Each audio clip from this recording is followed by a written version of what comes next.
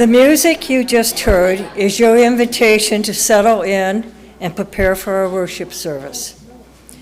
Please put your phones and other devices in airplane mode for the duration of the service.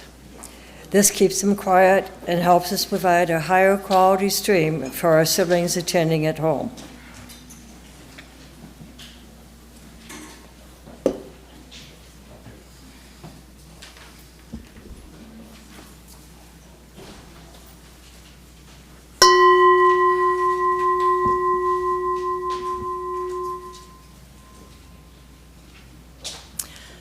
Please know that whoever you are, wherever you are from, whomever you love, and wherever you are on life's journey, you are welcome here. Good morning. Good morning. Good job. Welcome to San Gabriel Unitarian Universalist Fellowship. Whether you're here in the sanctuary or watching us at home, whether you're here with us for the first time or the 1000th time, we're glad you're here. My name is Fran Holt. My pronouns are she and her, and I'm honored to serve as your lay leader this morning. Walt and I became members in February of 2020, just in time for the COVID shutdown. We're very grateful for those folks who kept us together during that time with a lot of effort, a lot of work. And we're also grateful for all of you who are helping us to thrive so well today. Member congregation of the Unitarian Universalist Association. We're a movement working for a just, peaceful, and sustainable world. Sustaining each other here in the community is one part of that work.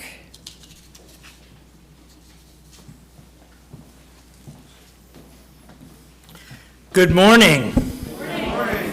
I'm Eric Hepburn. I'm your pulpiteer. My pronouns are he, him.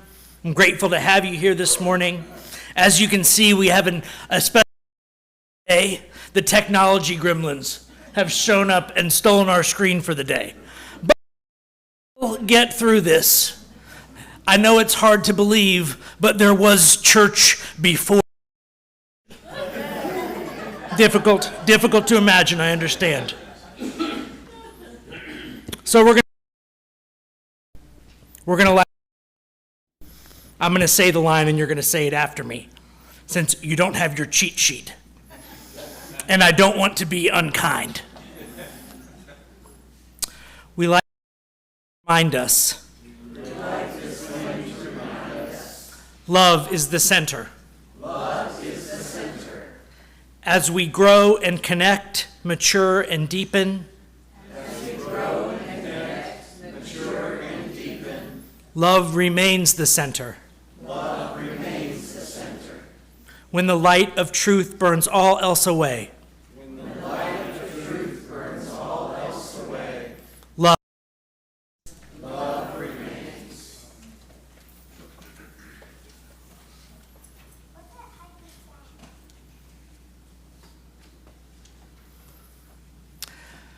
Let us greet this day in song. Our opening hymn is We Would Be One, and even though you usually ignore this line, it's number 318 in the gray hymnal. Please rise in spirit as you're able.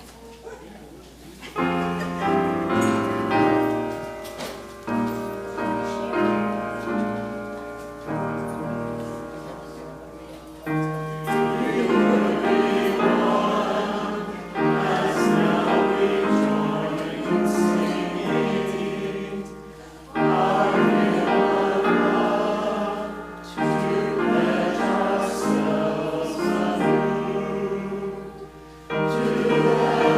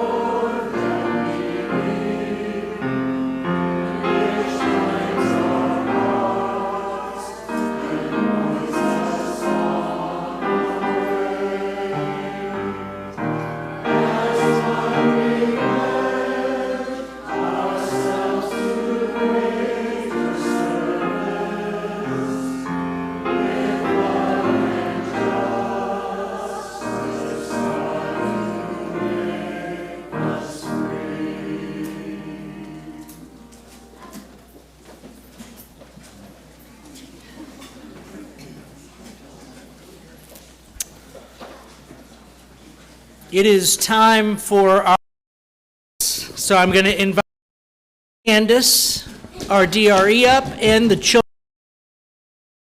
Also, has a special announcement plans for 2 weeks from now.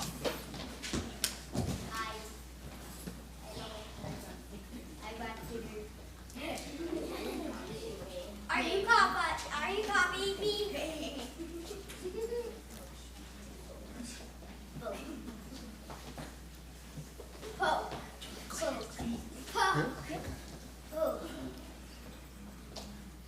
Oh, I get the mic.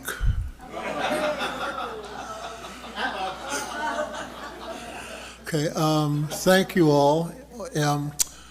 In 2 weeks, DRE will be taking vacation, and like Aaron Rodgers, I have been asked to come out of retirement. And I do so with pleasure and honor. On Saturday the 21st, I will be having my quiche making class for all of those young people who have asked me, and for older people who wish to partake. It's going to be, my goal is 8 quiche in 6 hours. The day will be spent watching 2 films, the first of which is the Muppet movie, which allows us to pause and remove and replace quiche in the oven. And after all is done, to eat quiche and to see Joseph and the amazing Technicolor Dreamcoat, to which you all are invited. Thank you.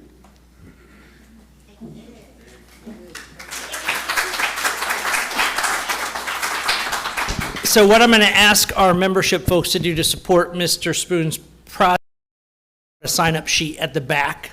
So if you're planning to have your kids come participate on Saturday the 21st in quiche making, make sure you sign up so we know how many people to expect. All right? And I hereby surrender the mic to Candace.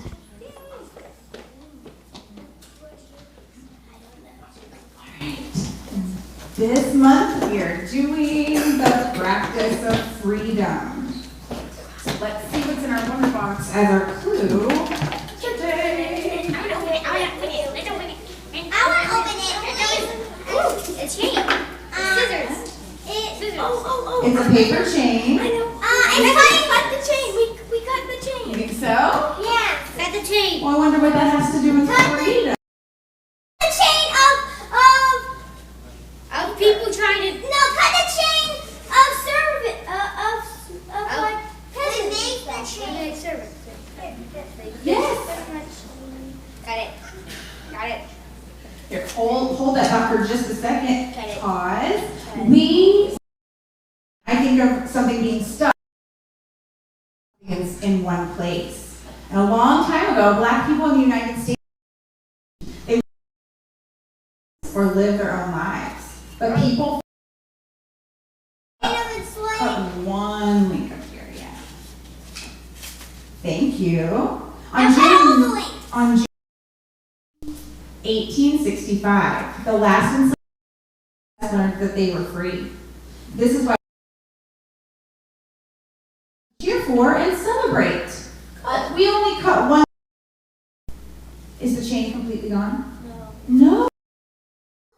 Even we do have to cut all the links, which means there's still work to do, because even after slavery ended, Black people still faced face. That's right. And they're still treated on 4 weeks. So this one was like in slavery, and the next one's why. That's right. And then this chain reminds us that there's still work to be done in our work for justice. And this one, and this chain needs like more work to do, even more work to do, even more work to do. Start. That's exactly right. So we are going to explore this here, okay?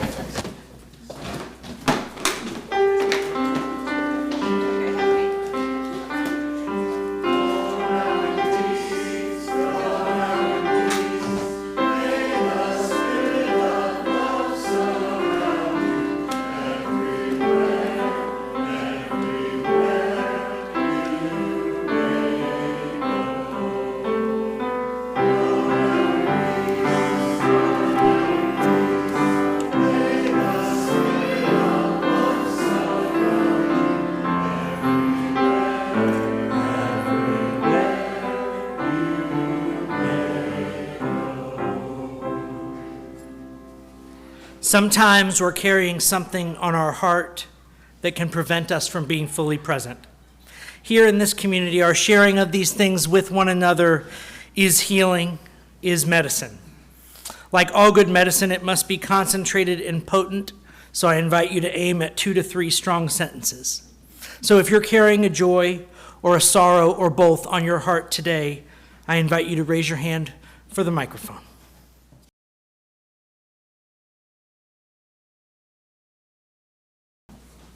And for all that remain, oh, did I miss something?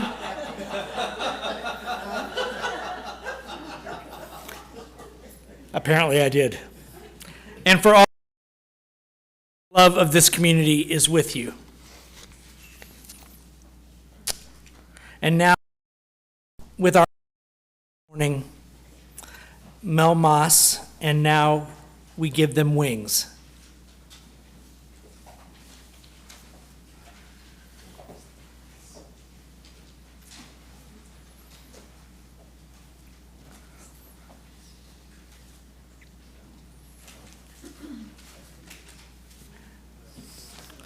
Please, one moment. We had not negotiated this aspect of the technical difficulties.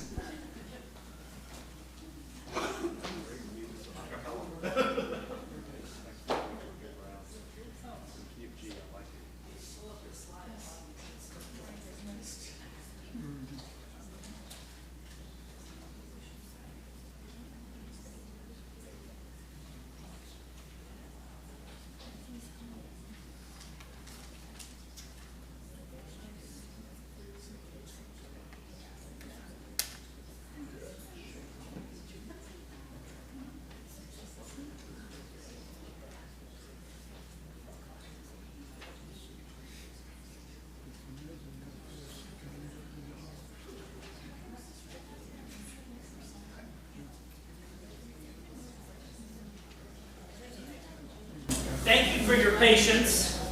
I'm sorry, Mel. Well, it looks like we'll do that another week. Unless you want to acapella. No, yeah. Well, I'm going to invite Fran Holt up here to do a reading for y'all.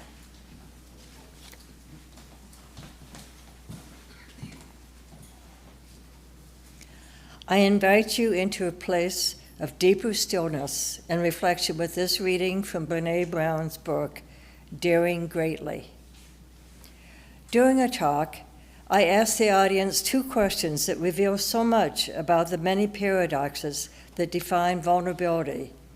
First, I asked, how many of you struggle to be vulnerable because you think of vulnerability as a weakness? Hands shot up across the room.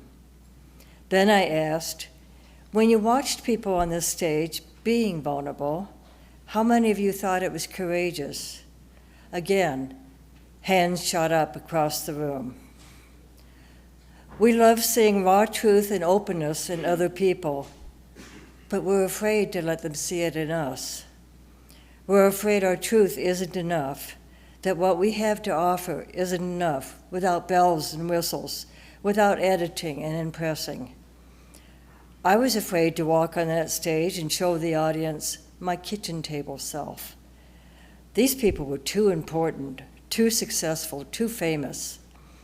My kitchen table self is too messy, too imperfect, too unpredictable. Here's the crux of the struggle. I want to experience your vulnerability, but I don't want to be vulnerable.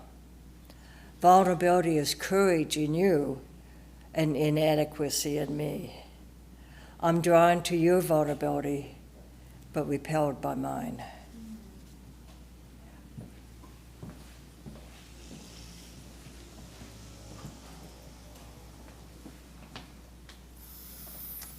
Because mimicry is the sincerest form of flattery, how many of you struggle to be vulnerable because you think of vulnerability as weakness? Yes, I am inviting you to raise your hand.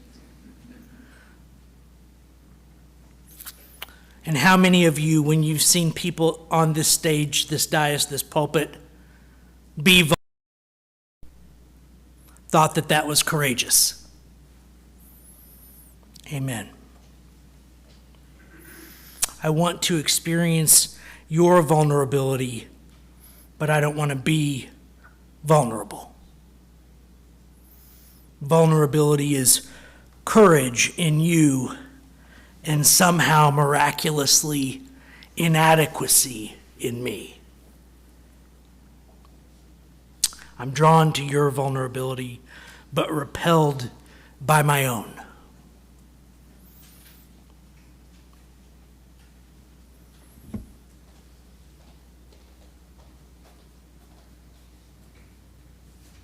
I've got a constellation of three things I want to talk about today.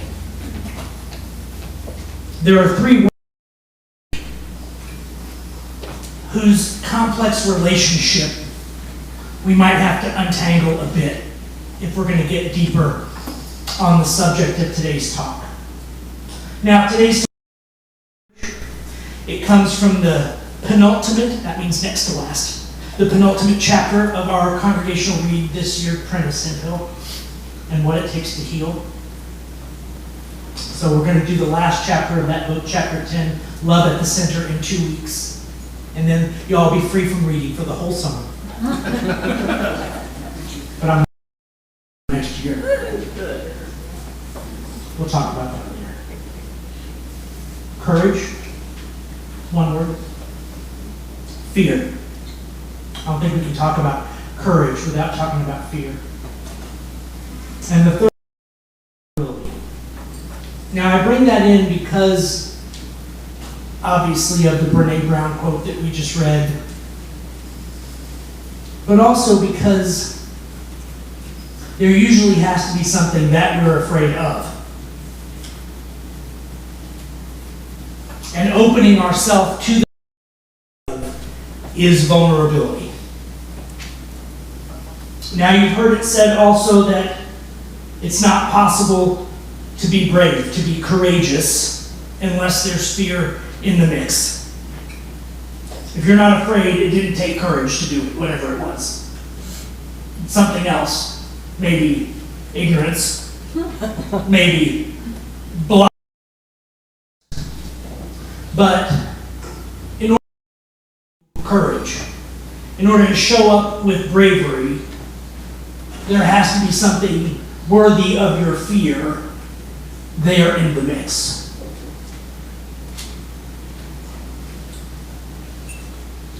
So we're going to try and untangle the relationship between these three words a little bit.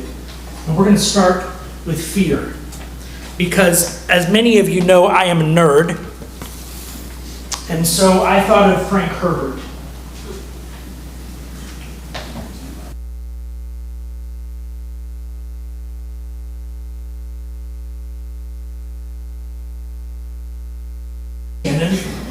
It doesn't have to be for you. That's all right. It's a little bit masculine hero mythy for a lot of people. I understand that. Yeah, I see a lot of good head nods. Yeah, oh yeah.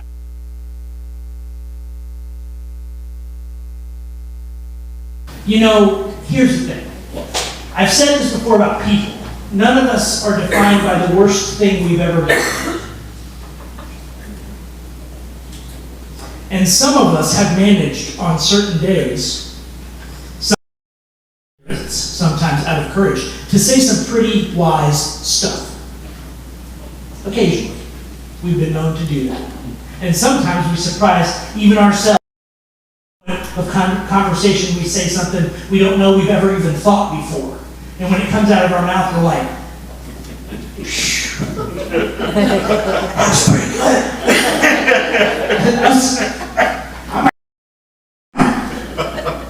My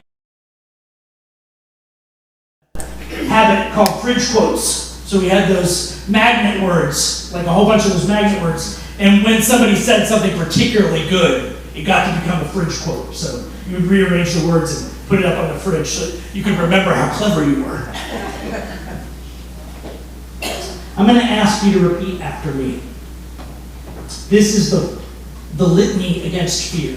This is the litany against fear. Oh, I'm sorry. did exactly. My timing was off.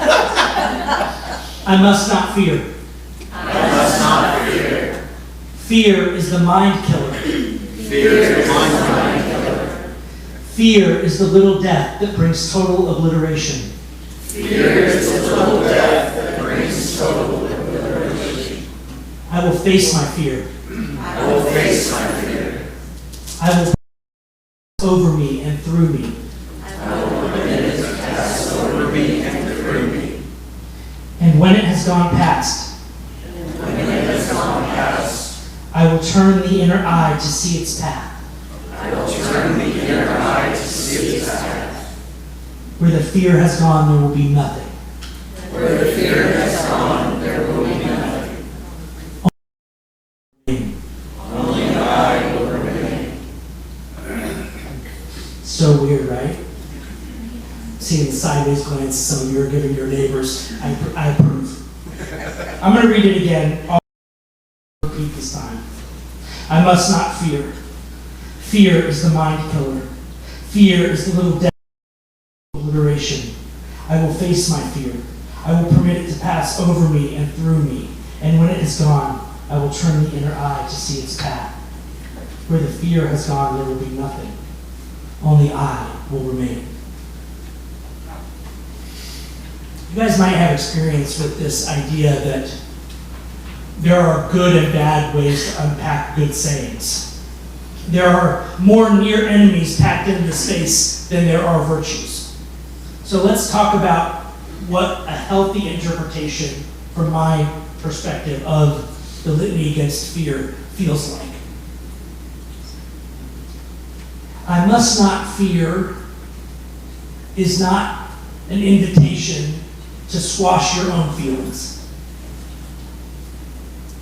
It is an invitation to not confuse your with the fear. The fear is happening to you. The fear is coming up inside you and from outside you. The fear itself is not you.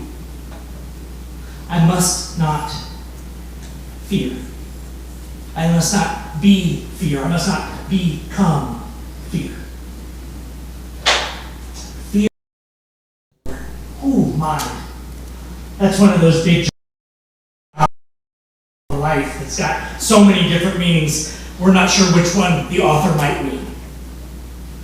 Well, in my humble opinion, I think the one that is most relevant to our conversation here is presence.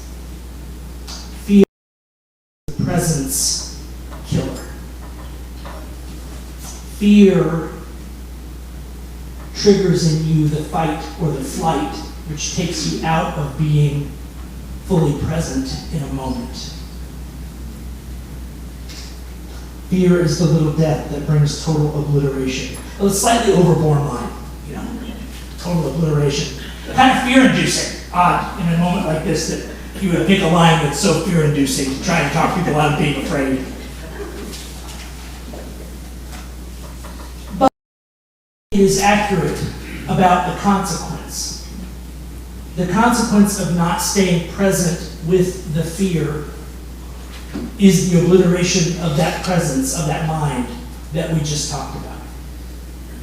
It's letting you know that when you lose your ability to be present to the fear, for that moment, you become the automata that everyone is afraid of being. You are as the psychologists used to say, the stimulus in that moment. You are the slave to your own instead of the consciousness that is aware. I will face my fear. See, now this is the line that clues us in that the first line was not to pretend it's not happening. I will face my fear. I will pass over me and through me. Over me and through me. Why? Why through me? I don't think this is the throwaway turn of phrase that it seems to be. Because some of the fear is yours, and that fear must pass through you. And some is not yours. And you can let that go. You can allow it to pass over you. Some of it belongs to others. They want you to feel. But that is, shall we say, optional. It's not your fear. So you have to own the part of the fear that is yours and let it pass through you. You have to metabolize it. And the first key to metabolization is acceptance. This is what I'm feeling in this moment. And when it has gone past, I want to see its path. Where the fear has gone, there will be nothing. Only I will remain. So we're speaking here of the result of metabolism. When we have metabolism and the part that is us has passed through, we return to a state of awareness. Okay. So now we're going to make the second layer on our triple layer cake. And the second layer comes to us from Maya Angelou. And Maya says this. Dr. Angelou says this. Important of all the virtues, because you can't practice any other virtue consistently.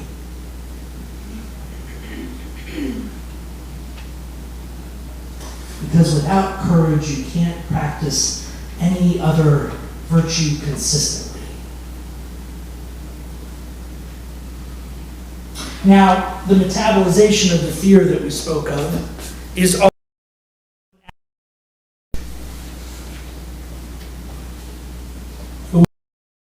to face what is, to not make up a story that justifies it.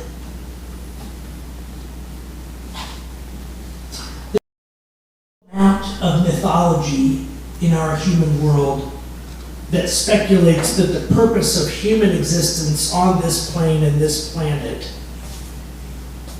is to learn to feel and metabolize emotion. It's a strange recurring theme.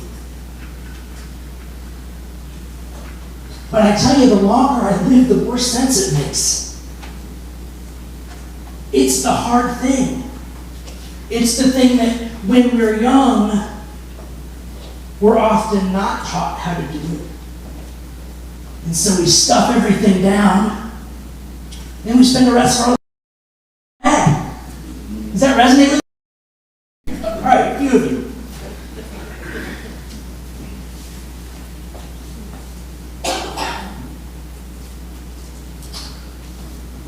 What did she say? I want to experience your vulnerability, but I don't want to be vulnerable. Vulnerability is courage in you and inadequacy in me. I'm drawn to your vulnerability, but repelled by mine.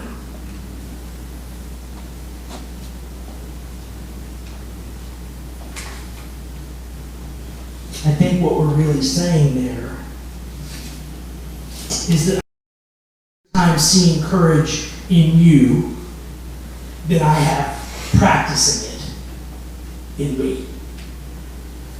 Now, that seems pretty obvious, doesn't it? Because what do we know about wisdom? It's easy to talk about and hard to say. It's easy to talk about and practice. Surprised ourselves by saying something incredibly wise that deserved to be put on the refrigerator in magnets for at least 6 months. It didn't mean it was easy to live that thing. Walk in after a bad day at work, made a few questionable decisions about how you spoke to other people, perhaps, and you see the piece of brilliant wisdom on the refrigerator and think, well, I wish I had remembered that about 4 hours ago. That would have been really useful.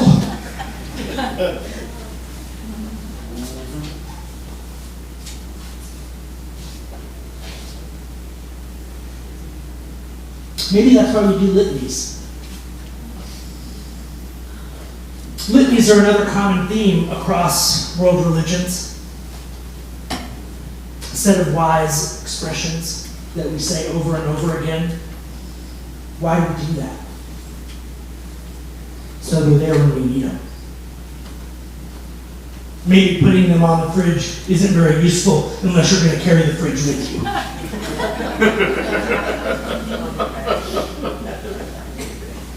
But maybe into a litany makes it something easier to carry around your tool belt. You must not fear. Fear is the mind killer. Fear is the little death that brings total obliteration. I will face my fear. I will allow it to pass over me and through me. That's the movie version. It's a little different than the written.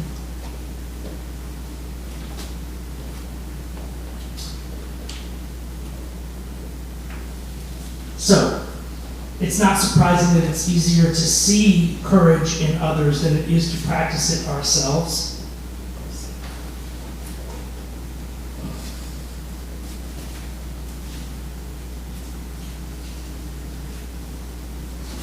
Do you ever see people really doing courageous, vulnerable stuff and think, oh, what an idiot. They're just opening themselves up to attack. I have heard people say it. I've never experienced it. And I've a lot of and done. And by and large, like 99th percentile, people are like, that was some good hard stuff. I think you got to be pretty damaged to look at an act of courage and vulnerability and think, oh, they're just opening themselves up to criticism. I don't know what they're thinking. Isn't that interesting? How many things, you guys know about the 80-20 rule, right? A lot of 20. How rare are the things that are 99-1? It matters. I think it matters that this is one of those kind of things that's a 99-1. It matters that you recognize it when other people. Maybe you recognized it in the news footage from Los Angeles this week, when people refused to go home, when they refused to stop standing up for their neighbors, when they put their bodies and their well-being and their jobs and their freedom at risk to stand up for what they believed in.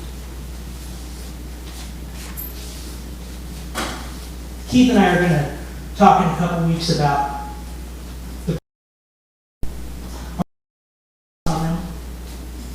title of that sermon is, What is to be Done? We're just past the first 100 days. There's a lot of days left. I know you don't want to hear it. I don't want it to be true. But it is. Or I should say it's likely true. We don't know. None of us know what the future's going to bring. But if we had to place bets, very few presidents have died in office for any reason. Most of them live out their term. So statistically, I think we're in good projection territory to say we have another 1,000 so days of this. And given the way and ramping and escalating, the chances of you side of those 1,000 days with 0 moments where you were called on to be courageous and brave and vulnerable seems low to me. I don't know what it's going to look like. I don't know what it's going to look like in your life or in mine. I made the joke to my wife the other day that if we get through the next 3.5 years and I'm not in a Salvadoran prison, I'm not sure I'm just doing my job. Which is only half funny. As a matter of fact, it is funny specifically because of that makes it frightening.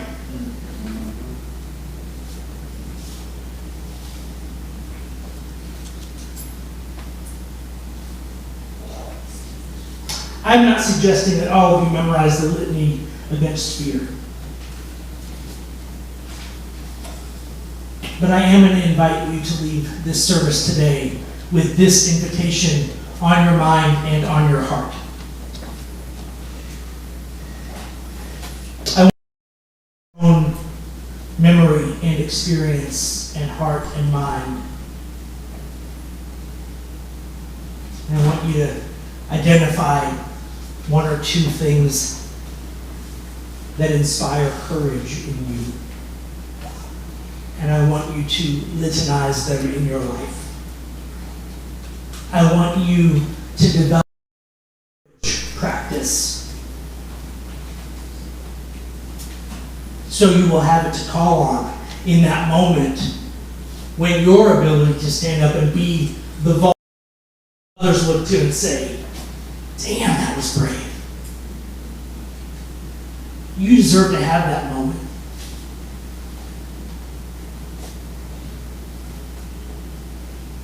Maybe more importantly, the people in your life might need that from you. Maybe they didn't have their litany down cold yet. Maybe they're not ready to walk into a hard moment with love and compassion and courage and truly be vulnerable. Maybe it's your turn. I want you to be prepared when it comes into your life. As Stephen Jenkinson says, I don't want it to have to be one of those rocks of regret out in the back 40 of your life that you have to visit later on.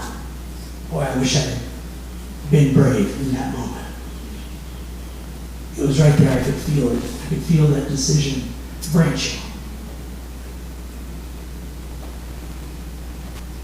But I didn't have the thing that I needed in my tool belt. So I didn't know what to do.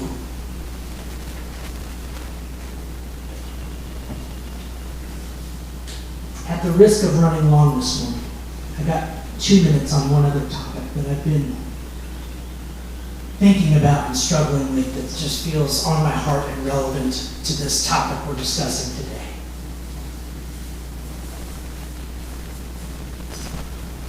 We went over spring break to the Equal Justice Initiative museums in Montgomery, Alabama. If you haven't been there, fantastic. I recommend it.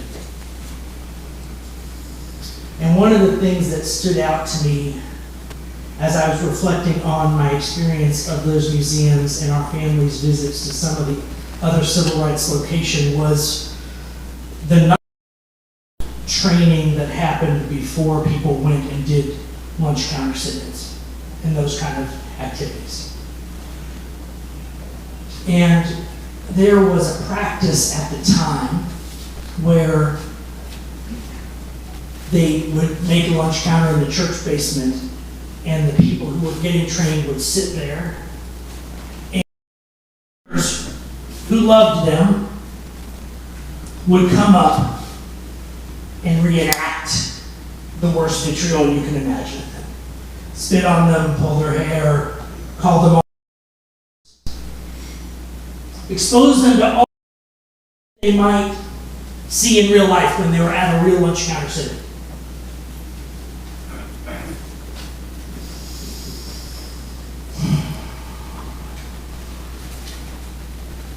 And I get it. We talked about the litany of fear and the fear not becoming mistaken for you. Your ability to stay present in that moment means you have to deal with your triggers well that you can stay present and not lose it when somebody does something that triggers some pain from your past, some bad memory, the angry and hurt parts of you, right? And so it's explained. We use it in medicine, we use it in a whole bunch of things, right? Like that. It is when we go through a regimen to stop being allergic to something.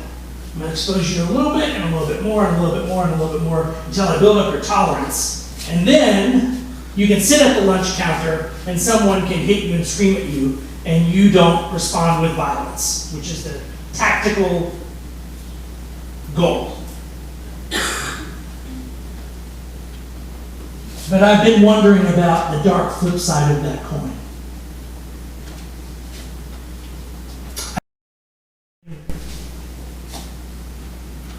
How much of that was acting out and reinforcing emotional stuffing and emotional trauma and damage, both for the people who had to do the training and for the people who received it. As a tactical decision. I'm curious about it as a spiritual decision. That you can do that to someone even out of love and not traumatizing experience. I get curious because I think there are things to learn from that chapter in history. A lot of good things to learn. And some of them are emulation, and some of them are, I see where you were going, but I'm wondering if there might be a better way to do it now. I'm wondering if we've maybe learned a few things that might teach us how vulnerability in that moment is a form of courage, not stoicism. Not non-reactivity, but non-violent reactivity that's still true to the emotion of that moment. Anyway, that's what I'm curious about. Thank you for indulging me while I pontificate about that. So, once again, your homework assignment, friends.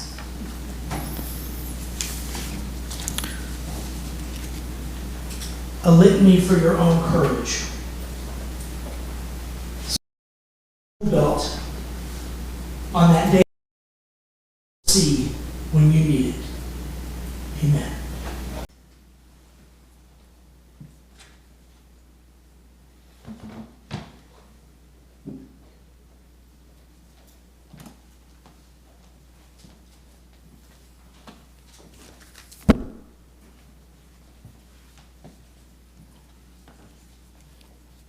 We take an offering each week to sustain this spiritual home and to support the work of our fellowship.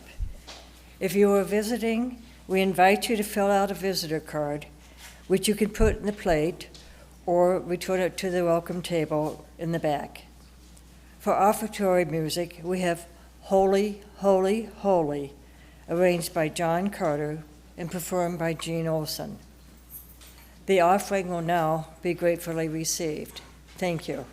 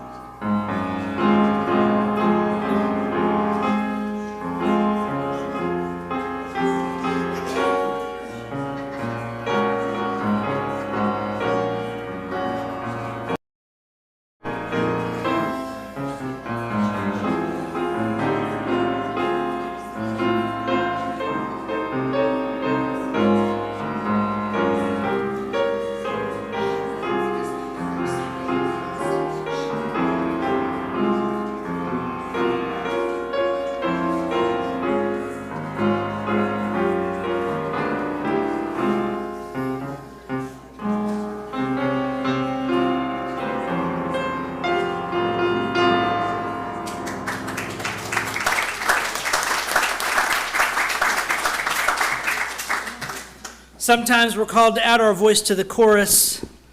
sometimes aloud a message resonating in our own hearts.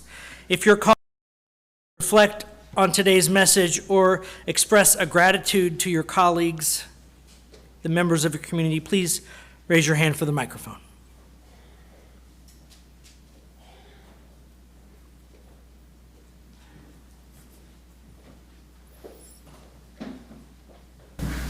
Hey everybody, definitely one of my more favorite sermons of yours, Eric. I will say this.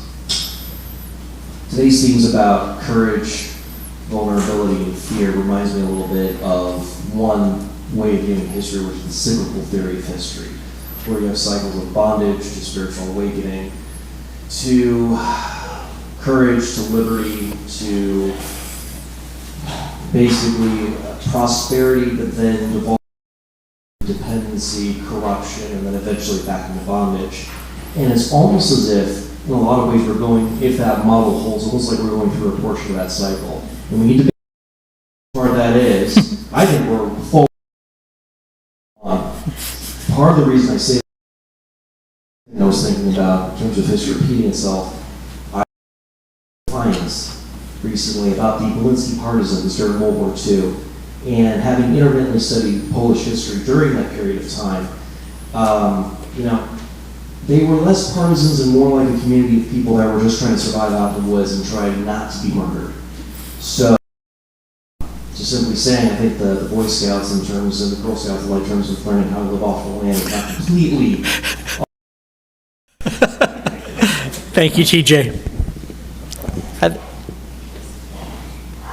Yes, my name is Billy. I've just been thinking that in a day-to-day way, fear of rejection from your society and your group is one of the things that prevents us from maybe as liberals saying what we think. And I think when my daughter came out as gay 40 years ago, we told only the members of the family, like the Sanders, who would understand. And then when she was able to get married, there wasn't any way to hide it anymore. So if we said, okay, if we lose you, we lose you.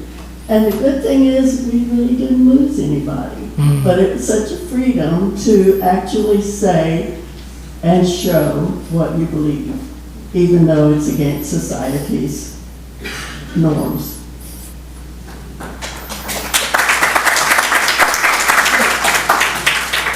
I do in fact have a tool in my toolkit for facing fear.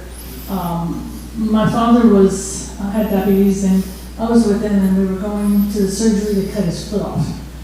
And I was paralyzed with fear until I remembered the saying of a good friend of mine who said, Judy, look deep down inside of yourself for the courage that you need, and that helped me a lot. Thank you, Judy.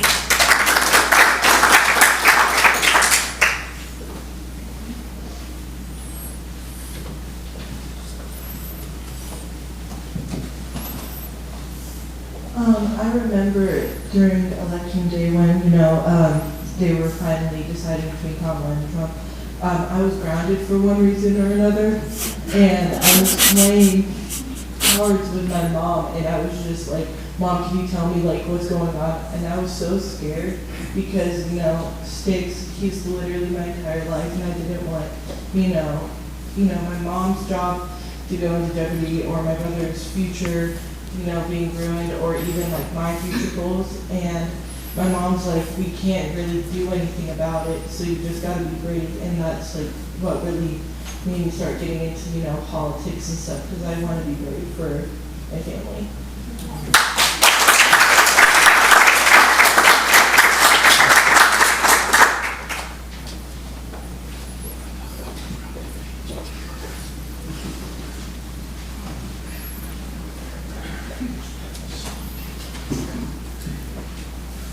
I just wanted to say, one of my favorite sayings to say when I'm scared is that if you can't find the courage to do something without fear, just do it scared.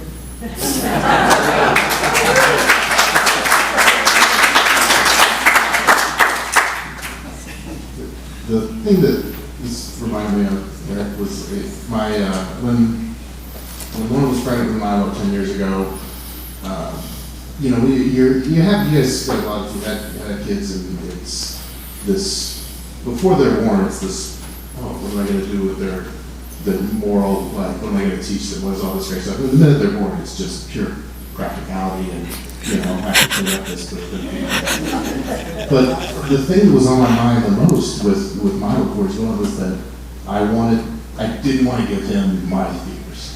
Things I'm like just certain social situations and snakes and spiders and all this stuff that you needn't necessarily be afraid of. I was very afraid that I would give him. And you see, they're not afraid of anything. I really appreciate it. I mean, you know, I'm not saying it's really successful, but that was my goal, and I feel good about where we're at now, and we're going to keep doing that. I think that's really important. It's not like, fear is useful and necessary, but it's also, it can't be the core of who we are and what we do. And that's really important. I really appreciate it.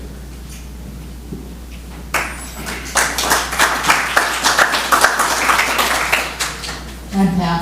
I don't usually go around advertising television broadcasts, but last night CNN had a live showing of the current Broadway play Good Night and Good Luck, which is Edward R. Murrow.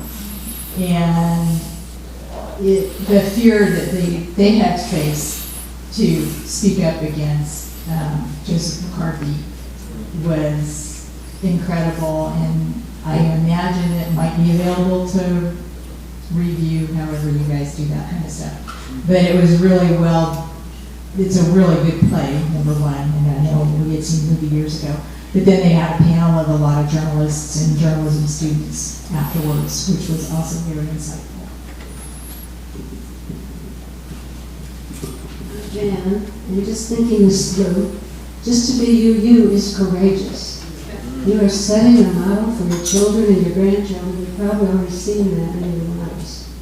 So just your values, expressing them, admitting what your religion is, etc., is setting a wonderful example. And other people are listening, and many will appreciate you.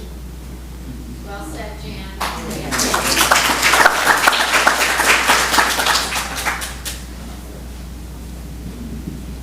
I'm struck by the notion that most of us deal with fear individually. What I heard was, how do we equip ourselves, you call it tools, to deal with the individual fear?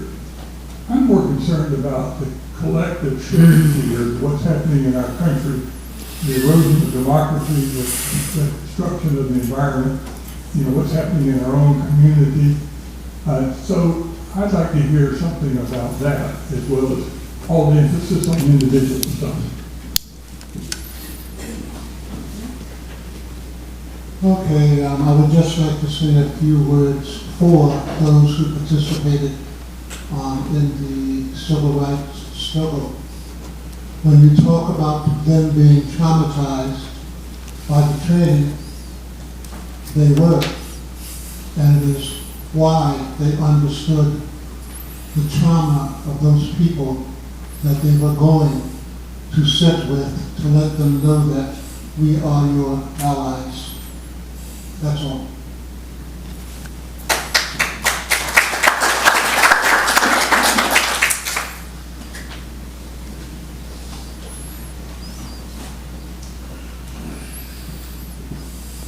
Hi, I'm Bill. In addition to a wonderful sermon, I was reminded today, because it's a two-day celebration. One is the March for LGBTQIA, to honor them, and the other is in the 1960s when one of my closest friends, my best friend, today is the National Best Friend Day. And I lived in the same dorm in college. And the thing is, I knew perfectly well back then when no one spoke about it that he was gay. And he knew perfectly well that I wasn't gay. And yet we were good friends. In fact, he was my best friend because he was the smartest guy on the whole level there of Dartmouth. And years later, he died of HIV, and sadly, I heard the news from someone that said, oh, and that damn homosexual Charlie died. And I said, what do you mean? He said, you know, he was a quitter. And I said, well, you don't know anything about him because he was a loss to humanity. He was a great person, much smarter than you. Goodbye.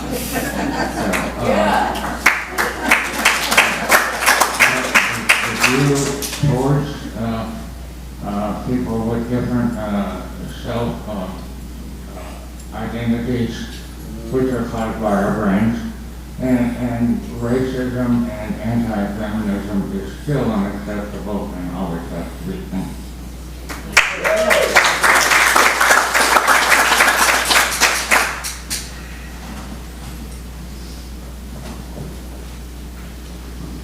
As some of you know, I share UUF with Buddhism, SGI Buddhism, and one of my favorite characters in Buddhism is Buddha never disparaging, along with our founder in the 1200s, and these guys are willing to take on the burdens of the collective and do no harm and be loving and compassionate, no matter, putting their lives on the line. But I agree with Lou about the collective. I think the collective, in a way, is this church and the people who get up. This church just rocks. And I've never been to something like this where people are so open, and I think leadership gives the permission, kind of, for some of that, so thank you very much. But if this is the collective, I'm not losing hope.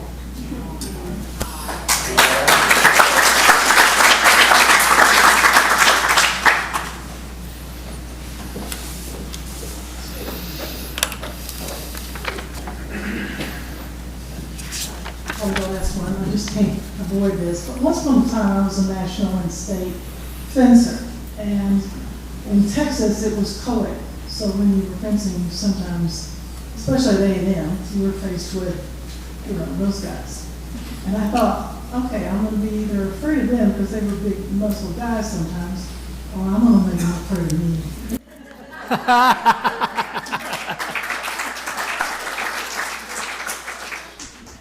Thank you all for sharing. All right, quick poll. Who wants to do a second hymn? Uh-oh. Sorry, Gene. You just got 2 for the price of 1. So announcements, because we're running a little late. Who wants to do announcements?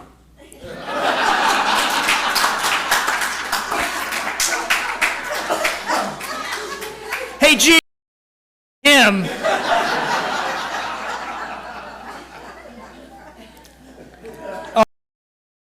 The Georgia Memorial Association is hosting Juneteenth celebrations on Friday, June 13th and Saturday, June 14th. There are flyers in your messenger.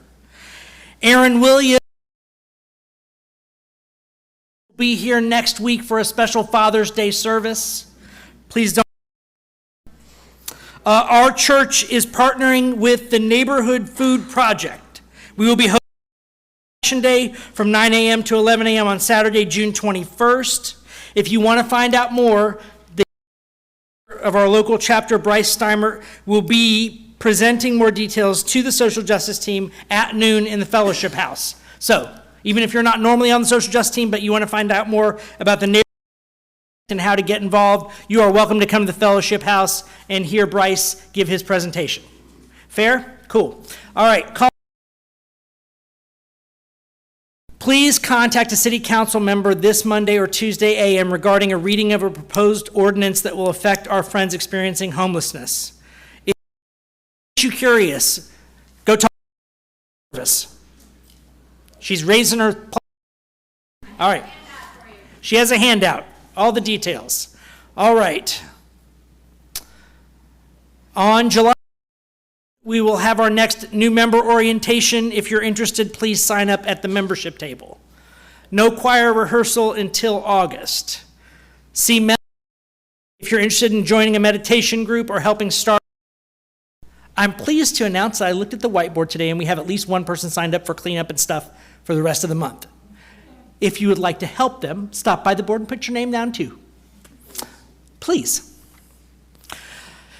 Nationwide Day of Defiance, No Kings protest, Saturday, June 14th, Capitol. We are. There's a bus.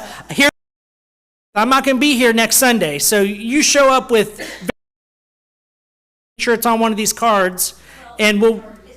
Oh, it'll. Never mind. Information is in this Wednesday's messenger, so used. Fair?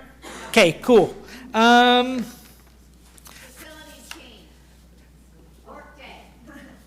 didn't see it. On. Next Saturday, facility team is inviting the whole congregation to a work day from 9 to noon here at the church. We've got 2 principal tasks we want to do. Some of you wear your bathing suit because we're going to power wash the deck out here. And the rest of us will be with rollers and brushes to paint the outside of the photo fountain. There's a lot of other cleaning little jobs that we do, some other little tasks that need to be done. There's a list back here in the back. All right, so you can check out the list in the back of the membership table. If you have interest in energy, please come participate in our next Saturday. Fran, will you come and affirm us?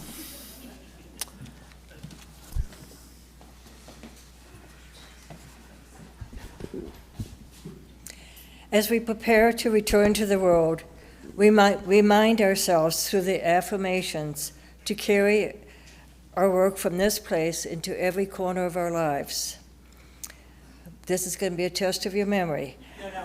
Please call and response. Love is the doctrine of this church. Love.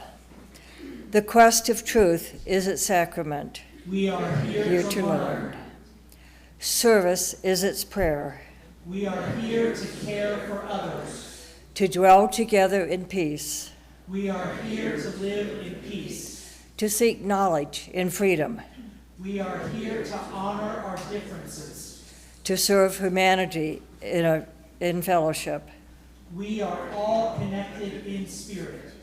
To the end that all souls shall grow in harmony with the divine.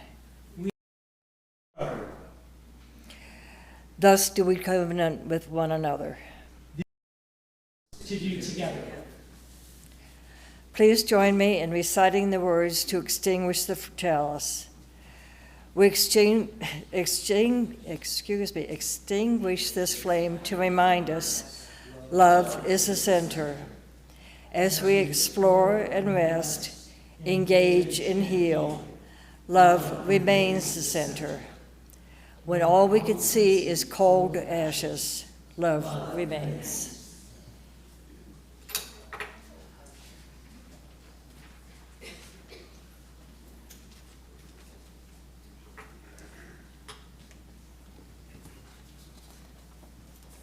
Well, folks, without a digital projector.